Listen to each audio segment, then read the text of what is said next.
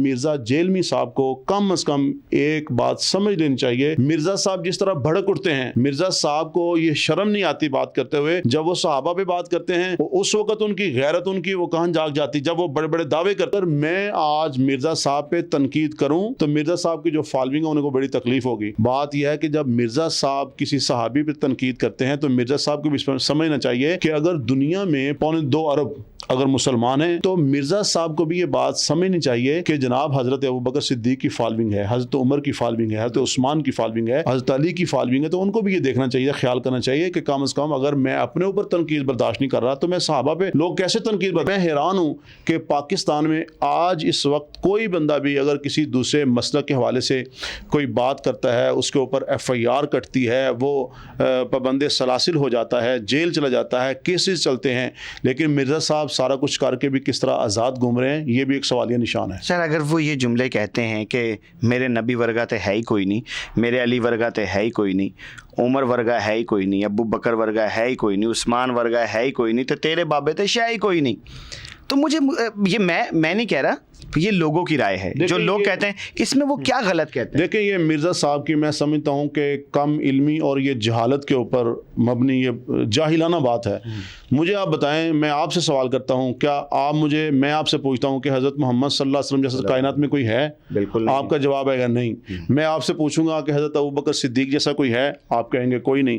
آپ سے میں پوچھوں گا حضرت عمر, عثمان, علی, حسن, حسین, طلحہ, زبیر, ان حضرات جیسا کوئی ہے؟ آپ کہیں گے نہیں. تو بات یہ ہے کہ سر یہ سوال اور کویسچن ہی نہیں ہے. ہم سے پوچھے کون سی کتاب جو ہدایت والی ہے, قرآن سے بڑی کوئی کتاب نہیں, تو ہر کوئی کہے گا کہ واقعی نہیں. حضور صلی اللہ علیہ وسلم کے فرمان سے بڑی, کسی کے حضور کے بعد سے بڑی کوئی بات کوئی نہیں. تو یہ تو مرزا صاحب ویسے ہی میں سمجھتا ہوں کہ ان کی ایک احمقانہ اور بے وقوفانہ بات ہے. اس میں کوئی ایسا لاجک نہیں ہے, کوئی ایسا فلسفہ نہیں ہے کہ جس کے اوپر بات کی جائے کہ جناب میرے نبی ورگا ہے ہی کوئی نہیں. تو اس میں کیا بات ہے؟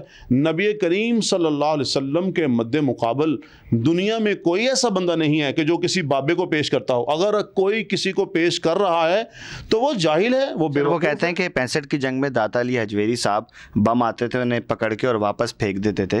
تو مرزا صاحب نے کہا کہ 65 کی جنگ میں وہ کرتے تھے یا 71 میں ان کی کیچ پریکٹس نہیں تھی. تو اس کے بارے میں تھوڑا مجھے کچھ بتائیں. دیکھیں بات یہ ہے کہ میں یہ سمجھتا ہوں کہ یہ جو ایسی بات ہے یہ صرف قصے کہانیاں ہیں کہ جناب وہ بابے آئے بم پکڑتے رہے, یہ صرف قصے کہانیاں ہیں. ان کا یہی وہ بھی کہہ رہے ہیں, یہی وہ کہہ رہے ہیں. دیکھیں یہ میں بھی کہہ رہا ہوں, یہ بالکل ٹھیک. پھر وہ غلط کیا کہہ رہے ہیں؟ وہ کہہ رہے ہیں یہ تو سب کچھ قصے کا ہے. دیکھیں میں آپ کو یہی بتا رہا ہوں نا کہ میں کسی کے موقف کی ہر بات کی تائید نہیں کی جا سکتی اور کسی کی ہر بات کی تردید بھی نہیں کی جا سکتی. مثال کے طور پہ میں نے آپ کو مثال دے دی ہے کہ آپ نے جب مرزا صاحب کہتے ہیں کہ نبی ورگا ہے ہی کوئی نہیں. آپ سے جب پوچھا ہے تو آپ نے بھی یہ کہا کہ نبی ورگا ہے ہی کوئی نہیں. میں بھی کہتا ہوں کہ نبی ورگا ہے ہی کوئی نہیں. تو کیا مطلب میں مرزا صاحب کے موقف کی تائید کر رہا ہوں؟ بھائی بات یہ ہے کہ میں تو قرآن کی تائید کر رہا ہوں نا, میں تو اسلام کی ترجمانی کر رہا ہوں. میرا اسلام کہہ رہا ہے, میرا دین کہہ رہا ہے. لیکن یہ بات یاد رکھیں, قرآن کریم میں اللہ تعالیٰ نے فرمایا تلک رسل فضلنا بعضهم علی بعض, ہم نے بعض رسولوں کو بعض پہ فضیلت دی, لیکن لا نفرق بین احد منہم. بات یہ ہے کسی نبی کی عظمت کو, شان کو بیان کرتے ہوئے ہم کسی دوسری نبی کے حوالے سے ایسی بات نہیں کر سکتے علیہم السلام کے ان کے اوپر کوئی ایسا تنقید کا پہلو نکل آئے. اور اسی طرح ہم حضرات صحابہ اکرام رضوان اللہ تعالیٰ علیہم اجمعین پہ جب بات کریں تو اس میں یہ نہیں ہو سکتا کہ اہل بیت اعظام رضوان اللہ تعالیٰ علیہم اجمعین کی شان کا کوئی ہم پہلو نکال دیں.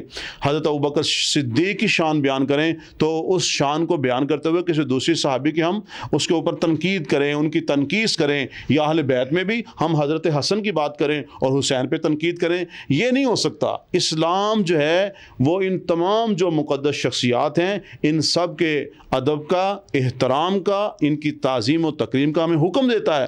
بات یہ ہے مرزا صاحب جس طرح بھڑک اٹھتے ہیں, مرزا صاحب کو یہ شرم نہیں آتی بات کرتے ہوئے. جب وہ صحابہ پہ بات کرتے ہیں اس وقت ان کی غیرت ان کی وہ کہاں جاگ جاتی, جب وہ بڑے بڑے دعوے کرتے ہیں. بات یہ اگر تنقید بات پتہ کیا, دیکھیں میں آپ کو بتاؤں, بات یہ ہے کہ اگر میں آج مرزا صاحب پہ تنقید کروں تو مرزا صاحب کی جو فالوئنگ ہے انہیں کو بڑی تکلیف ہوگی.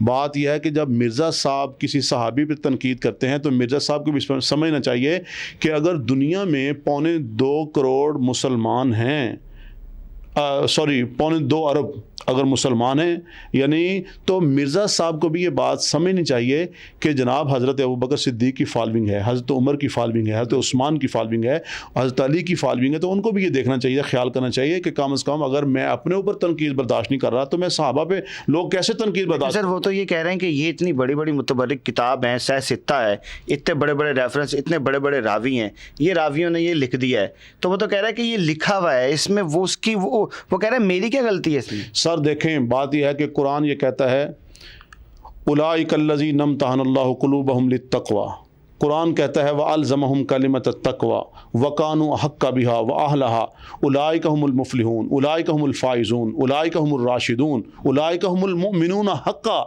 یہ قرآن کہہ رہا ہے لَقَدْ رَضِيَ اللَّهُ عَنِ الْمُؤْمِنِينَ، قرآن کہہ رہا ہے حضرات صحابہ کرام کے بارے میں کہ وہ کامیاب ہو چکے، وہ فلاح پا چکے، وہ حقیقی مومن وہی ہیں، ان کا امتحان ہوا، وہ تقوی کے منازل کو کمپلیٹ کر چکے۔ وَأَلْزَمَهُمْ كَلِمَةَ التَّقْوَى، کلمہ جو تقوی کا کلمہ ہے وہ لازم ہے، وَقَانُوا حَقَّ بِهَا، وہ اس کے حقدار تھے، وَأَهْلَهَا، وہ اس کے اہل بھی تھے۔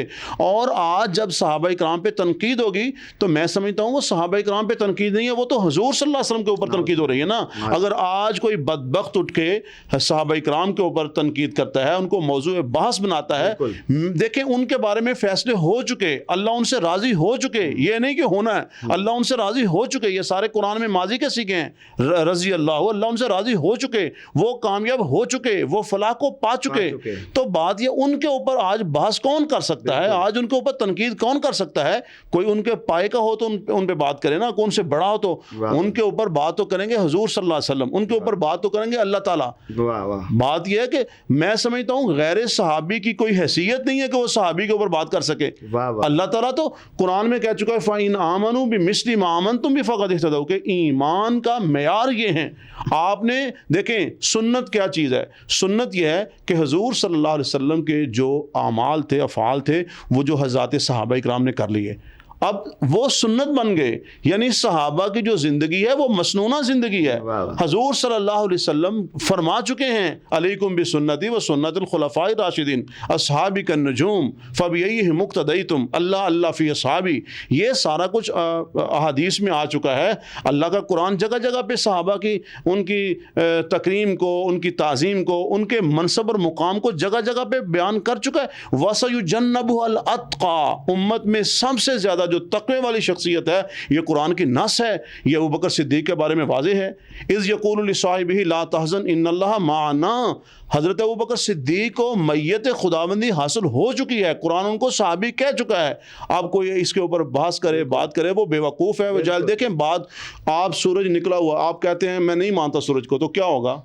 جہالت ہے نا، جہالت ہے۔ تو بات یہ ہے کہ سر ان کو جنت کے پروانے مل چکے، ان کی عظمت عیاں ہو چکی، ان کے بارے میں تو قرآن کہتا ہے، یہ صرف قرآن پاک کی بات نہیں، قرآن کہتا ہے وَمَثَلُهُمْ فِي التَّوْرَاةِ وَمَثَلُهُمْ فِي الْإِنْجِيلِ، قرآن کے آنے سے پہلے جو تورات آئی ہے، جو انجیل آئی ہے، تورات اور انجیل کے اندر بھی اللہ ان کی مثالیں دے چکا ہے کہ آخر میں ایک نبی آئیں گے اور ان نبی کے ساتھ ان کے اوپر ایمان لانے والے، بدر و احد کے اندر جانے والے، اپنی جانیں قربان کرنے والے وہ لوگ موجود ہوں گے۔